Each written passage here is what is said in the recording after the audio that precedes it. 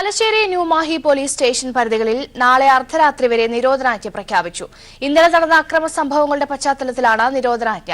അതേസമയം തലശ്ശേരിയിൽ RSS അക്രമം തുടരുകയാണ്. NGO യൂണിയൻ നേതാവിന്റെ വീടിന് നേരെ ഇന്ന് പുലർച്ചെ ബോംബേറുണ്ടായി. വിവരങ്ങളുമായി സന്തോഷം ചേരുകയാണ്. സന്തോഷ്, വലിയ രീതിയിലുള്ള അക്രമങ്ങളാണ് തുടരുന്നത്. ഇപ്പോഴുള്ള വിശദാംശങ്ങൾ എന്തൊക്കെയാണ്?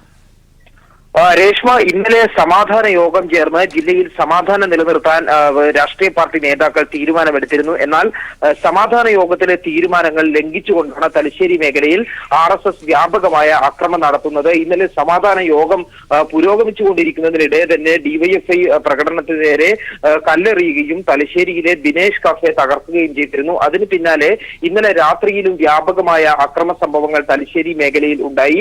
ഇന്ന് പുലർച്ചെ 12:15 തലശ്ശേരിയിൽ NGO യൂണിയൻ നേതാവിന്റെ വീടിന് നേരെ ബോംബെറിഞ്ഞു. NGO യൂണിയൻ കണ്ണൂർ ജില്ലാ കൌൺസിലർ P വിമൽകുമാറിന്റെ വീടിനാണ് ബോംബെറിഞ്ഞത്. Panchayat deputy director office junior സൂപ്രണ്ടാണ് വിമൽകുമാർ. തലശ്ശേരി കൊളശ്ശേരിയിലുള്ള വാവാച്ചിമുക്കിലെ വീടിന് നേരെയാണ് ബോംബ് ഉണ്ടായത്. വീടിന്റെ മുൻവശത്തെ സിറ്റ് ഔട്ടും ജനൽ ഗ്ലാസുകളും സ്ഫോടനത്തിൽ തകർന്നു.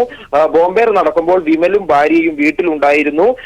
ഇത്തരത്തിൽ ഈ ബോംബെ പല സ്ഥലങ്ങളിലും ഇന്നലെ രാത്രി സമാനമായിട്ടുള്ള ആക്രമണങ്ങൾ ഉണ്ടായി എന്നാണ് റിപ്പോർട്ട് ചെയ്യപ്പെടുന്നത്. ഇന്നലെ സമാധാന യോഗം ചേരുകയും അക്രമ സംഭവങ്ങൾ ഉണ്ടാകരുത് എന്ന് RSS നേതാക്കൾ ഉണ്ടാകില്ല എന്നുള്ള കാര്യം ഉറപ്പ് നൽകുകയും ചെയ്തിട്ടുള്ളതാണ്. ഈ സമാധാന യോഗത്തിന് പിന്നാലെ CPM ജില്ലാ സെക്രട്ടേറിയറ്റ് പ്രസ്താവന ഇറക്കുകയും പ്രവർത്തകരോട് പ്രകോപനപരമായിട്ടുള്ള നടപടികളിലേക്ക് നീങ്ങരുത് എന്ന് ആഹ്വാനം ചെയ്യുകയും ചെയ്തിരുന്നു. അതുകൊണ്ട് തന്നെ CPM പ്രവർത്തകരുടെ ഭാഗത്ത് നിന്ന് ഒരു തരത്തിലുള്ള പ്രകോപനവും സമാധാന യോഗത്തിന് ശേഷം ഉണ്ടായില്ല. എന്നാൽ ഈ RSS സമാധാന യോഗ തീരുമാനങ്ങൾ ലംഘിച്ചുകൊണ്ട് സംഘർഷമുണ്ടാക്കാനുള്ള നീക്കവുമായി മുന്നോട്ട് പോയിക്കൊണ്ടിരിക്കുകയാണ്. ഏതായാലും സംഘർഷ സാധ്യത കണക്കിലെടുത്തുകൊണ്ട് തലശ്ശേരിയിലും ന്യൂമാഹിയിലും നിരോധനാജ്ഞ പ്രഖ്യാപിച്ചിട്ടുണ്ട്. ജനുവരി 7 വരെയാണ് തലശ്ശേരി ന്യൂമാഹി പോലീസ് സ്റ്റേഷൻ പരിധിയിൽ നിരോധനാജ്ഞ പ്രഖ്യാപിച്ചിരിക്കുന്നത്.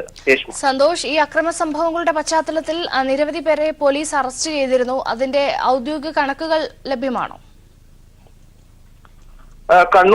കണ്ണൂർ ജില്ലയിൽ ഹർത്താലിനോടനുബന്ധിച്ച് നടന്നിട്ടുള്ള ആക്രമണ സംഭവം, അതിനുശേഷം തലശ്ശേരി മേഖലയിൽ ഉണ്ടായിട്ടുള്ള വ്യാപകമായിട്ടുള്ള അക്രമ സംഭവങ്ങൾ, ഈ സംഭവങ്ങളുമായി ബന്ധപ്പെട്ട് 230ഓളം പേർ പോലീസ് അറസ്റ്റ് ചെയ്തിട്ടുണ്ട്. അതിൽ 33 പേർ ഇപ്പോൾ റിമാൻഡിലും.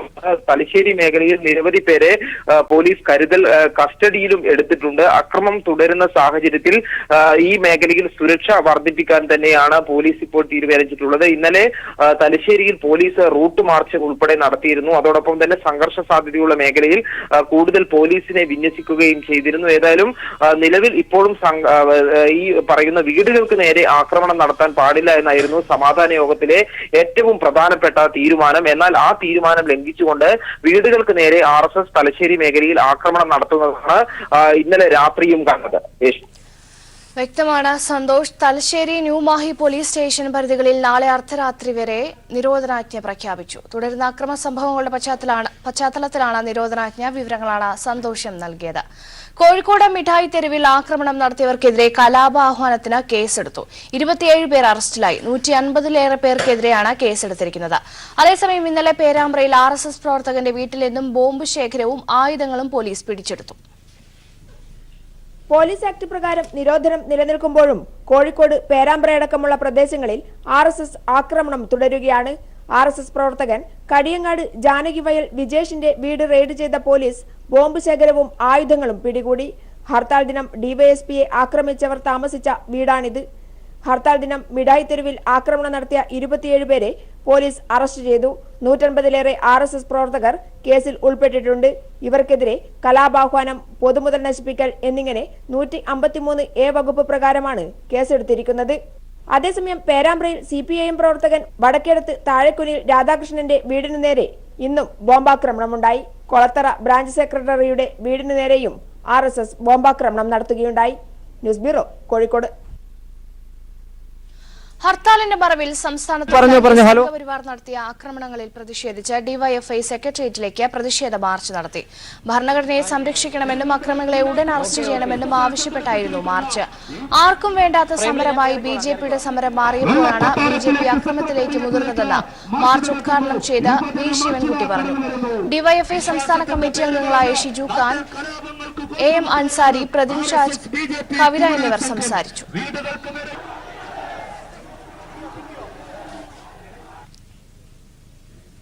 ശബരിമലയിലെ ട്രാൻസ്പോർട്ട് മേഖലയെ തകർക്കുന്ന കേന്ദ്ര സർക്കാർ നയങ്ങൾക്കെതിരെയുള്ള ദേശീയ പണിമുടക്കിൽ ഗതാഗത മേഖലയിലെ തൊഴിലാളികൾ അണിനിരക്കുമെന്ന് ട്രാൻസ്പോർട്ട് തൊഴിലാളി സംഘടനകൾ. രാജ്യതലസ്ഥാനം ഉൾപ്പെടെ എല്ലാ സംസ്ഥാനങ്ങളിലും ടാക്സി, പൊതു സ്വകാര്യ വാഹനങ്ങൾ ദ്വിദിന പണിമുടക്കിൽ പങ്കെടുക്കും. ദ്വിദിന ദേശീയ പണിമുടക്കിൽ ഗതാഗത മേഖലയിലെ തൊഴിലാളികൾ അണിനിരക്കുമെന്ന് ട്രാൻസ്പോർട്ട് തൊഴിലാളി സംഘടനകളുടെ അഖിലേന്ത്യാ ഏകോപന സമിതി അറിയിച്ചു. രാജ്യതലസ്ഥാനം ഉൾപ്പെടെ എല്ലാ സംസ്ഥാനങ്ങളിലും ടാക്സി, പൊതു സ്വകാര്യ വാഹനങ്ങൾ പണിമുടക്കിൽ പങ്കെടുക്കും. ഡീസൽ വില വർധന, ഇൻഷുറൻസ് പ്രീമിയം തുക വർധന, ടോൾ, GST നിരക്കുകൾ എന്നിവയാണ് ഗതാഗത മേഖലയെ പ്രതിസന്ധിയിലേക്ക് തള്ളിവിടുന്നതെന്ന് all India road transport workers federation deputy general secretary R Lakshmaiah പറഞ്ഞു. രാജ്യസഭയുടെ പരിഗണനയിലുള്ള മോട്ടോർ വെഹിക്കിൾ നിയമ ഭേദഗതി ബിൽ നടപ്പായാൽ ഗതാഗത മേഖലയ്ക്ക് കനത്ത പ്രഹരമാകും ഉണ്ടാവുക. അസംഘടിത ഗതാഗത മേഖലയിൽ കുറഞ്ഞ വേതനം നിശ്ചയിച്ച് ഉറപ്പാക്കാനോ സാമൂഹ്യക്ഷേമ പദ്ധതി നടപ്പാക്കാനോ സർക്കാർ തയ്യാറാവുന്നില്ല. കഴിഞ്ഞ 4 വർഷത്തെ ഡീസൽ, പെട്രോൾ വിലയിലെ സെസ്സിലൂടെ കേന്ദ്ര സർക്കാർ 12 ലക്ഷം കോടി രൂപയാണ് നേടിയത്. എന്നാൽ റോഡ് നിർമ്മാണവും അറ്റകുറ്റപ്പണിയും സ്വകാര്യ മേഖലയെ ഏൽപ്പിച്ച് ടോൾ പിരിവ് തുടരുകയാണ്. 4 साल में 12 लाख करोड़ रुपए केंद्रीय सरकार इसे कलेक्ट किया. 12 लाख करोड़ रुपए दोबारा क्या कर रहे? टोल गेट प्राइवेट वाला को दे दिया, उन्होंने टोल गेट वसूल कर रहे. ये वो सारा मिलके वो ट्रांसपोर्ट सेक्टर की हालत बहुत खराब हो गई. കാർഷിക മേഖല കഴിഞ്ഞാൽ ഏറ്റവും കൂടുതൽ തൊഴിൽ നൽകുന്ന ഗതാഗത മേഖലയെ നോട്ട് നിരോധനവും GSTയും ഗുരുതരമായി ബാധിച്ചുവെന്നും ലക്ഷ്മയ്യ പറഞ്ഞു. ആൾ ഇന്ത്യ മോട്ടോർ ട്രാൻസ്പോർട്ട് കോൺഗ്രസ് പണിമുടക്കിന് ധാർമ്മിക പിന്തുണ നൽകുമെന്ന് ചെയർമാൻ കുൽട്രാൻ സിംഗ് അത്വാൽ പറഞ്ഞു. വിവിധ ട്രാൻസ്പോർട്ട് തൊഴിലാളി സംഘടനകളായ ഇന്ദ്രജിത് സിംഗ്, MS മൻസൂരി, അനോജ് കുമാർ റാത്തോഡ് എന്നിവരും വാർത്താ സമ്മേളനത്തിൽ സംസാരിച്ചു. News bureau, Delhi. Thalassery New Mahe police station പരിധികളിൽ നാളെ അർദ്ധരാത്രി വരെ നിരോധനാജ്ഞ പ്രഖ്യാപിച്ചു. ഇന്നലെ നടന്ന അക്രമ സംഭവങ്ങളുടെ പശ്ചാത്തലത്തിലാണ് നിരോധനാജ്ഞ. അതേസമയം തലശ്ശേരിയിൽ RSS അക്രമം തുടരുകയാണ്. NGO യൂണിയൻ നേതാവിന്റെ വീടിന് നേരെ ഇന്ന് പുലർച്ചെ ബോംബേറുണ്ടായി. വിവരങ്ങളുമായി M സന്തോഷ് ഒരിക്കൽ കൂടി ചേരുകയാണ്. സന്തോഷ്, സമാധാന ശ്രമങ്ങൾക്കായുള്ള യോഗത്തിന് ശേഷമാണ് ഈ രീതിയിലുള്ള അക്രമങ്ങൾ വീണ്ടും തുടരുന്നത്. വിശദാംശങ്ങൾ എന്തൊക്കെയാണ്? രേഷ്മ, കണ്ണൂർ ജില്ലയിൽ സമാധാനം സ്ഥാപിക്കാനുള്ള ശ്രമങ്ങളുമായി സഹകരിക്കില്ല എന്നാണ് RSS അവരുടെ പ്രവൃത്തിയിലൂടെ ആവർത്തിച്ച് വ്യക്തമാക്കിക്കൊണ്ടിരിക്കുന്നത്. സമാധാന യോഗത്തിൽ ഒരു നിലപാട് സ്വീകരിക്കുകയും എന്നാൽ അതിന് തൊട്ടു പിന്നാലെ തന്നെ അക്രമത്തിന് ആഹ്വാനം നൽകിക്കൊണ്ട് സമാധാന യോഗ തീരുമാനങ്ങൾ ലംഘിക്കുകയും ചെയ്യുന്ന ഒരു നിലപാടാണ് RSS നേതൃത്വം സ്വീകരിക്കുന്നത്. ഇന്നലെ ജില്ലാ കളക്ടർ വിളിച്ചു ചേർത്ത യോഗത്തിലാണ് ഈ വീടുകൾക്ക് നേരെ ആക്രമണം ഉണ്ടാകില്ല എന്ന് RSS നേതാക്കൾ ഉറപ്പ് നൽകിയത്. എന്നാൽ ആ യോഗം കഴിഞ്ഞ് അല്പസമയത്തിനകം തന്നെ തലശ്ശേരി മേഖലയിൽ വീണ്ടും ആക്രമണം അഴിച്ചുവിടാൻ RSS തയ്യാറായി എന്നുള്ളതാണ്. ഇന്നലെ വൈകുന്നേരം ഈ സമാധാന യോഗത്തിന് ശേഷം തലശ്ശേരിയിലെ ദിനേശ് കഫേക്ക് നേരെ ആക്രമണം നടന്നു. ഇന്നലെ രാത്രിയും തലശ്ശേരി മേഖലയിൽ വീടുകൾക്ക് നേരെ ആക്രമണമുണ്ടായി. തലശ്ശേരിയിൽ NGO യൂണിയൻ നേതാവിന്റെ വീടിന് നേരെ ബോംബേറുണ്ടായി. പുലർച്ചെ 12:15 കൂടിയാണ് NGO യൂണിയൻ കണ്ണൂർ ജില്ലാ കൗൺസിലർ P വിമൽകുമാറിന്റെ വീടിന് നേരെ ബോംബേർ ഉണ്ടായത്. പഞ്ചായത്തിൽ ഡെപ്യൂട്ടി ഡയറക്ടർ ഓഫീസ് ജൂനിയർ സൂപ്രണ്ടാണ് വിമൽകുമാർ. തലശ്ശേരി കൊളശ്ശേരിയിലുള്ള വാവാച്ചി മുക്കിലെ വീടിന് നേരെയാണ് ബോംബേർ ഉണ്ടായത്. വീടിന്റെ മുൻവശത്തെ സിറ്റ് ഔട്ടും ജനൽ ഗ്ലാസുകളും സ്ഫോടനത്തിൽ തകർന്നു. ബോംബേർ നടക്കുമ്പോൾ വിമലും ഭാര്യയും വീട്ടിൽ ഉണ്ടായിരുന്നു. ഇത്തരത്തിൽ വീടുകൾക്ക് നേരെ സമാനമായിട്ടുള്ള ആക്രമണങ്ങൾ പല സ്ഥലങ്ങളിലും ഉണ്ടാകുന്നുണ്ട്. രാത്രിയുടെ മറവിലാണ് RSS വ്യാപകമായ അക്രമം അഴിച്ചുവിടുന്നത് എന്നുള്ളതാണ്. ഇന്നലെ വൈകുന്നേരം തലശ്ശേരിയിൽ DYFIയുടെ പ്രകടനത്തിന് നേരെയും കല്ലേറുണ്ടായിരുന്നു.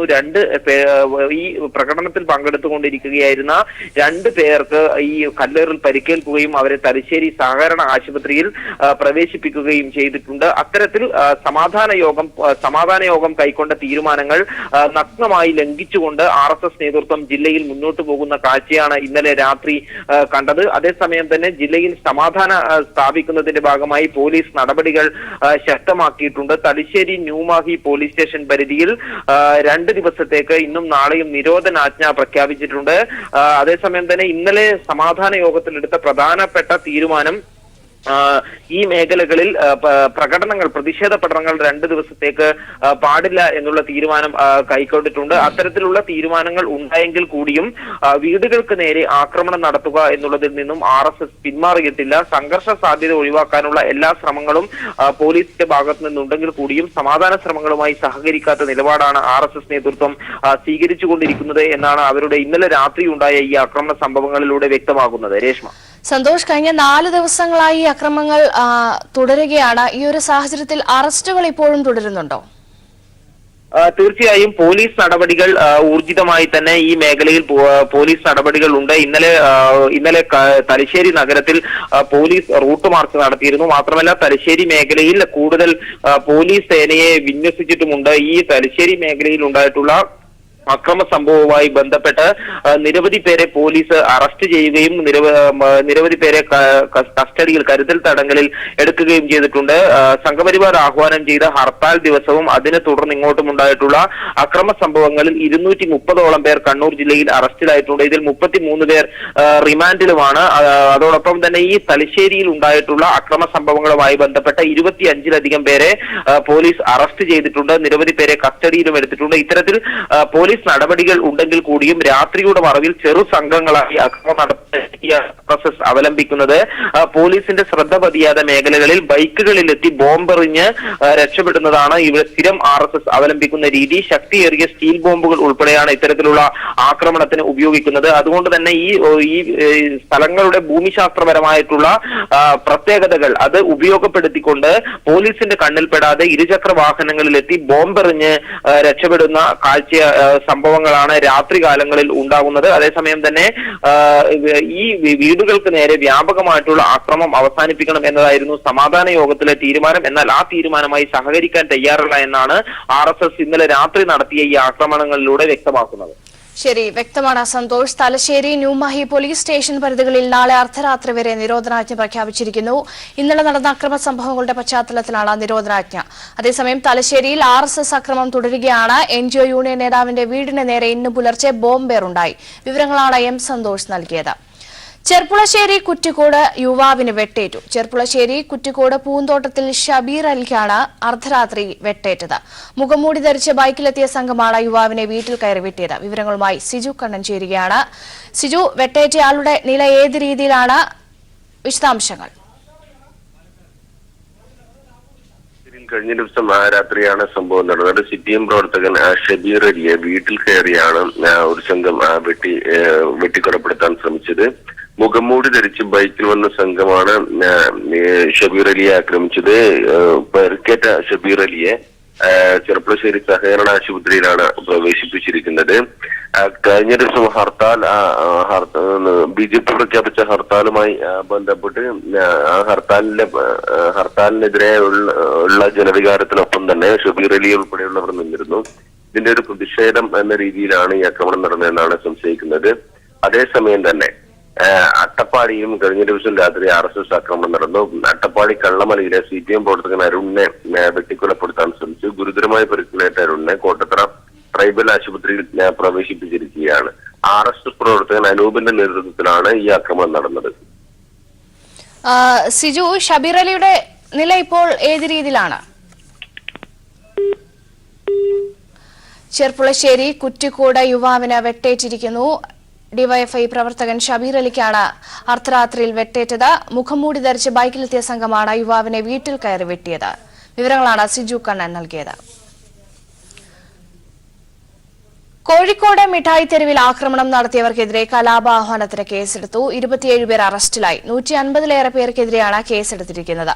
അതേസമയം ഇന്നലെ പേരാമ്പ്രയിൽ RSS പ്രവർത്തകന്റെ വീട്ടിൽ നിന്ന് ബോംബ് ശേഖരവും ആയുധങ്ങളും പോലീസ് പിടിച്ചെടുത്തു. പോലീസ് ആക്ട് പ്രകാരം നിരോധനം നിലനിൽക്കുമ്പോഴും കോഴിക്കോട് പേരാമ്പ്രയടക്കമുള്ള പ്രദേശങ്ങളിൽ RSS ആക്രമണം തുടരുകയാണ്. RSS പ്രവർത്തകൻ കടിയങ്ങാട് ജാനകിവയൽ വിജേഷിന്റെ വീട് റെയ്ഡ് ചെയ്ത പോലീസ് ബോംബ് ശേഖരവും ആയുധങ്ങളും പിടികൂടി. ഹർത്താൽ ദിനം ഡിവൈഎസ്പിയെ ആക്രമിച്ചവർ താമസിച്ച വീടാണിത്. ഹർത്താൽ ദിനം മിഠായി തെരുവിൽ ആക്രമണം നടത്തിയ 27 പേരെ പോലീസ് അറസ്റ്റ് ചെയ്തു. 150-ലേറെ RSS പ്രവർത്തകർ കേസിൽ ഉൾപ്പെട്ടിട്ടുണ്ട്. ഇവർക്കെതിരെ കലാപാഹ്വാനം, പൊതുമുതൽ നശിപ്പിക്കൽ എന്നിങ്ങനെ 153A വകുപ്പ് പ്രകാരമാണ് കേസെടുത്തിരിക്കുന്നത്. അതേസമയം പേരാമ്പ്രയിൽ CPIM പ്രവർത്തകൻ വടക്കേടത്ത് താഴെക്കുനിൽ രാധാകൃഷ്ണന്റെ വീടിനു നേരെ ഇന്നും ബോംബാക്രമണമുണ്ടായി. കൊളത്തറ ബ്രാഞ്ച് സെക്രട്ടറിയുടെ വീടിനു നേരെയും RSS ബോംബാക്രമണം നടത്തുകയുണ്ടായി. News bureau, Kozhikode. മറ്റു വാർത്തകളിലേക്ക്. എരുമേലി പേട്ടതുള്ളലിനുള്ള അമ്പലപ്പുഴ സംഘം യാത്ര തിരിച്ചു. സമൂഹ പെരിയോൺകളത്തിൽ ചന്ദ്രശേഖരൻ നായരുടെ നേതൃത്വത്തിലാണ് സംഘം യാത്ര തിരിച്ചത്. വിവരങ്ങളുമായി ഷാജഹാൻ ചേരുകയാണ്. ഷാജഹാൻ, വിശദാംശങ്ങൾ. രേഷ്മ, എരുമേലി പേട്ടതുള്ളലിനുള്ള അമ്പലപ്പുഴ സംഘമാണ് ഇന്ന് പുലർച്ചയോടുകൂടി അമ്പലപ്പുഴ ക്ഷേത്രത്തിൽ നിന്നും യാത്ര തിരിച്ചത്. പ്രത്യേകം തയ്യാറാക്കി അലങ്കരിച്ച വാഹനത്തിലാണ് സംഘം യാത്ര തിരിച്ചിരിക്കുന്നത്. 300-ൽ പരം അയ്യപ്പ ഭക്തരും ഇവരോടൊപ്പം ശബരിമലയിലേക്ക് യാത്ര തിരിച്ചിട്ടുണ്ട്.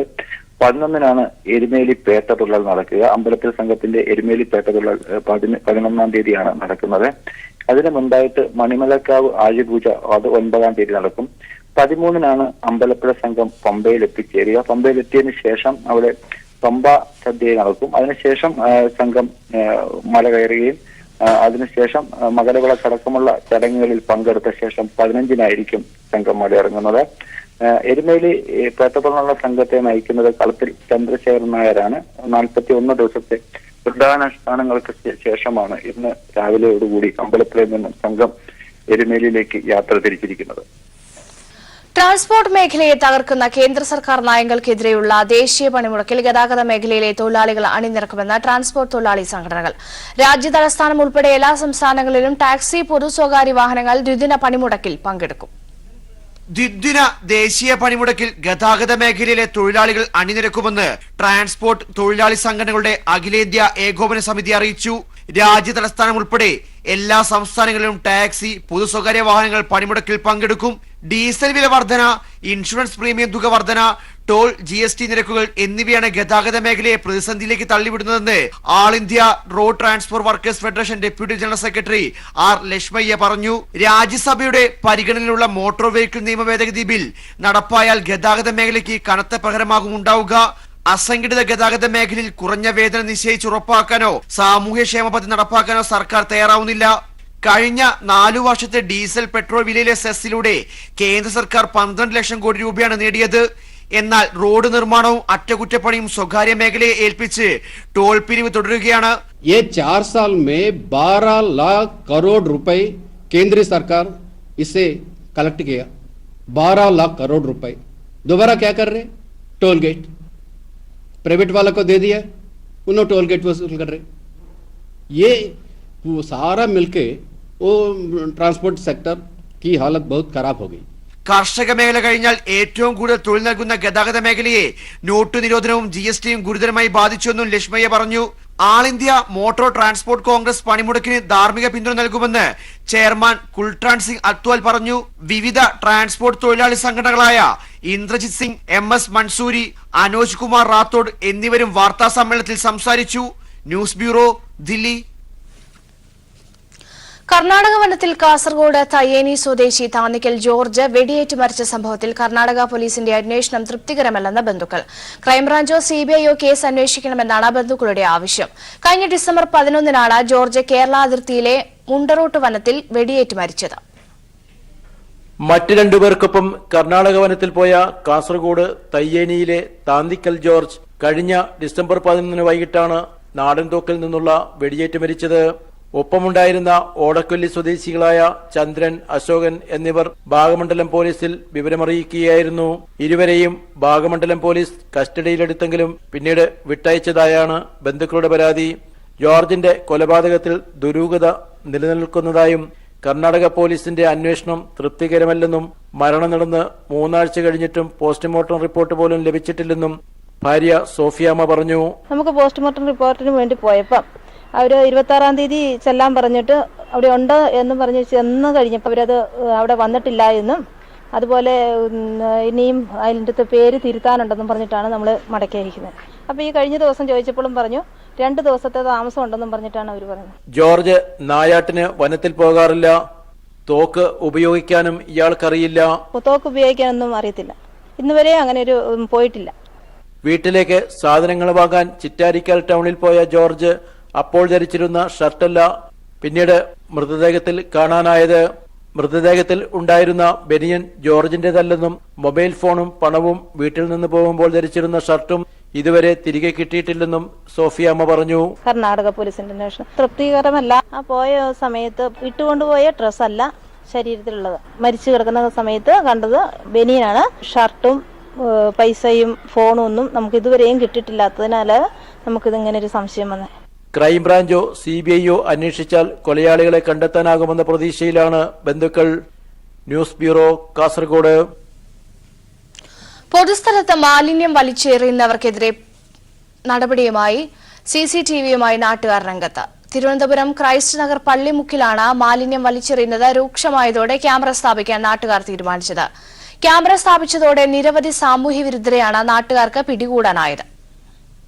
നഗരത്തിന്റെ തിരക്കിൽ നിന്ന് മാറിയാണെങ്കിലും നഗരമാലിന്യങ്ങൾ ഉൾപ്പെടെ റോഡരികിൽ മാലിന്യ കൂമ്പാരമായപ്പോഴാണ് നാട്ടുകാരും പഞ്ചായത്തും ചേർന്ന് 4 ലക്ഷം രൂപ ചിലവിൽ CCTVകൾ സ്ഥാപിച്ചത്. ക്രൈസ്റ്റ് നഗർ പള്ളിമുക്കിലെ ഡയറി ഫാം പ്രദേശം മുതൽ സൗബർണിക റിഗൽ ടവർ വരെയാണ് 10 ക്യാമറകൾ സ്ഥാപിച്ചത്. പ്രദേശങ്ങളിൽ വൻതോതിൽ മാലിന്യങ്ങൾ വലിച്ചെറിയുന്നത് വർദ്ധിച്ചതോടെയാണ് സമീപവാസികൾ പഞ്ചായത്തിന്റെ സഹായത്തോടെ ക്യാമറ സ്ഥാപിക്കാൻ തയ്യാറായത്. ക്യാമറകൾ സ്ഥാപിച്ചതോടെ പല പകൽമാന്യന്മാരെയും വാഹനങ്ങളെയും നിയമത്തിന്റെ മുന്നിൽ കൊണ്ടുവരുവാനായി.